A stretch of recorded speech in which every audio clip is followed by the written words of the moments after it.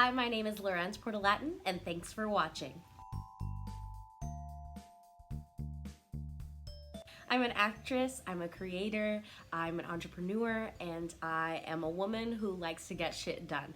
If you're new here, make sure to like and subscribe my channel and hit the little bell to make sure that you can be up to date on all of the latest content.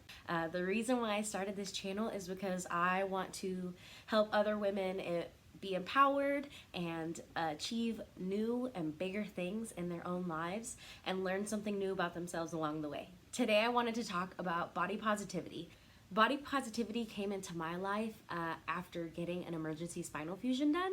And I won't go into all of that today, but it made me really reconsider at 21 how I took care of myself, what I put into my body, how I remain active. Body positivity for me became a lot about body acceptance at the time. That was honestly my biggest hurdle, kind of getting used to the fact that I didn't have the same flexibility and strength that I had pre-surgery, and that I was going to have to work really hard to get all that back and then some post-surgery. For me, body positivity is so important just so that I can remain sane and happy, because I know that I have a petite, curvy body, and my whole life I've heard people comment on it about how I look like J-Lo because I'm Puerto Rican and I got a big booty, or they used to call me Miss New Booty, hello, aging myself, and they used to tell me baby got back, which, I mean, you know, I love my curves, but there are times and there are days where I wish I was skinnier, or I wish that I could lose a couple of curves here or there and add them somewhere else. And I know I'm not the only one. There are lots of men and women out there who struggle with body positivity and acceptance every single day. Body positivity, I learned, is a social movement that started after a really fat-phobic person decided to basically protest fat people in New York. And the first wave of the movement came after that, when an author, writer, and husband to a larger woman kind of witnessed all of the fat-phobic remarks people were making about his wife, and he wrote an article that was like, who cares? Who cares if you're fat? There are so many other better things that we could all be worried about. I personally learned about the body positivity movement through Jameela Jamil and Tess Holliday. I started following Jameela Jamil after watching her Tahani on The Good Place, and she talks a lot about media affecting young women's minds, young teenagers in general, about how they should or should not be looking, and she's trying really hard to make sure that all of her images are unaltered or unphotoshopped, which really struck a chord with me, because before Jameela, I had never seen a performer or someone famous or someone I would consider a celebrity have unphotoshopped stretch marks on her breasts. I have those as well. I'm curvy all over, and I have always been self-conscious about my stretch marks on my chest and on my hips, and it was really nice to see a woman of color, a strong, powerful, open-minded woman of color, representing herself in the best way that she knows how, in her own body. She doesn't want that altered, and I thought that was amazing. Because of the body positivity movement, I've really dug deep into following Lizzo, because she is so wonderful and so beautiful and gorgeous and inspiring.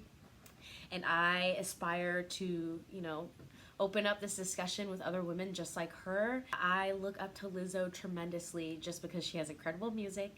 She's a great musician, vocalist and flautist, and she is so wonderful when it comes to opening all of our minds, especially young women who are looking at all of these photoshopped, shitty images of celebrities every day, unreal images.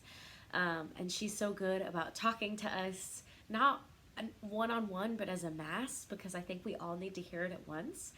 We're really powerful in numbers is what I've learned. And I love how Lizzo communicates with her audience and with me about body positivity and loving ourselves. And if we can accept her, then we should be able to accept our own bodies. And I think that's so beautiful. Someone else who I really look up to since way back in the day when she had her own show, Tyra Banks. The Tyra Banks Show opened my eyes to so many things. I look up to her as a beautiful Black woman who's curvy and tall and has really opened up my eyes to what educating women can look like. Tess Holliday is another one of my favorites. She is a beautiful model. Tess Holliday is the first model to get booked by a large modeling agency because she's over a size 20. And I believe most modeling agencies stop looking for any models past like a size 18. And we all know that the average size of a woman in the US is anywhere from like a size 10 to 16. So we're normal ladies. Screw everybody else who says that a size 2 is everybody walking around. No ma'am. If you are a size 2, I'm not body shaming you. I'm just saying you're not average. You cute and you rare, honey. Something that I consider really interesting about the body positivity movement is the fact that anyone and everyone can be involved. LGBT community, men, women, transgender, anybody of all kinds has a body image issue. I promise you, whether it's the way your hair looks or the way your body is shaped or the way your mouth looks when you smile, I know that there's at least one thing that you wish you could fix. And the body positivity movement is so great because we can talk about those things openly and discuss how, we wish they could be different, but ultimately learn to accept how beautiful our bodies are and how imperfectly perfect they are. Lately, I have been talking about body positivity a lot in my groups Unintentionally Curvy and Kinks and Curves. If you would like to join them, please let me know. Get in contact. Instagram, Facebook, whatever, reach out. Lately in my groups, we've been talking about body positivity because it's something that we deal with every day. These women, I've noticed, not only are they beautiful inside and out and they're hilarious, and I love seeing the new things that they're talking about and posting in the group, but they also have just as many body image issues as I do, which I never really considered. I always thought I was alone in the aspect of thinking that, maybe my shoulders are too wide or maybe my curves are too much for my petite frame. And there are a lot of other women who think the same thing about themselves, or they think, other things with their bodies are wrong just like you do. And it's really nice to know that there are not one or two, but like hundreds of other people who feel the same way. It's nice if we all get together as a group. Leia. That's my dog.